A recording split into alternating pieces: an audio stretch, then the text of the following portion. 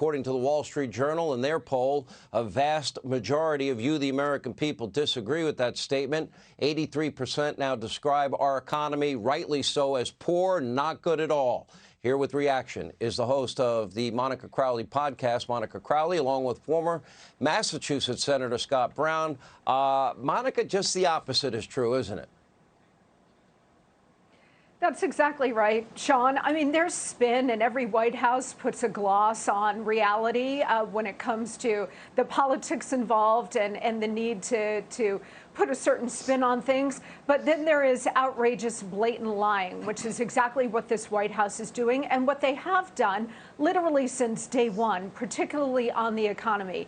You cannot put lipstick on a pig and then convince the American people that it's something other than a pig wearing lipstick. The American people are living this catastrophic economy every single day, Sean. They are being squeezed between skyrocketing inflation, record high gas prices, and a drop in real wages.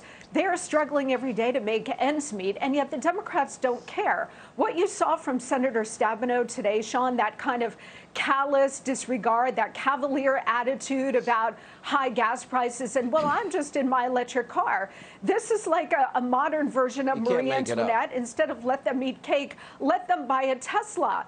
And all of this indicates that it is all intentional, rather than trying to work to alleviate American suffering here, because they could change tomorrow if they wanted to, particularly on energy policy, but they won't. So what that tells you is this is all intentional as part of the fundamental transformation of the nation. And that's a good point. That's the climate alarmist cult aspect that I talk about, and they're all indoctrinated into it. Scott Brown, Americans are reminded every single day that what they're hearing from the White House is an outright lie. Every time they go to fill up the gas tank, every store they go to, they're paying a fortune more than they were paying even a year ago. So all of the, BS that they're trying to peddle and the narrative they're selling is not going to fly. Well, it's not flying, Sean, as you know. I just drove in. I paid $5.05. That's just for the cheapest gas I could find on the way into Manchester. In New Hampshire, diesel prices are the highest they've ever been. And 6, 7, 8 days in a row, as you know, it's going up, up, up, up. We were energy independent less than 2 years ago. The administration made it crystal clear, as you referenced, that they were going to do away with fossil fuels and crush the coal and oil industries, which they're doing. They're doing everything in their power to do so.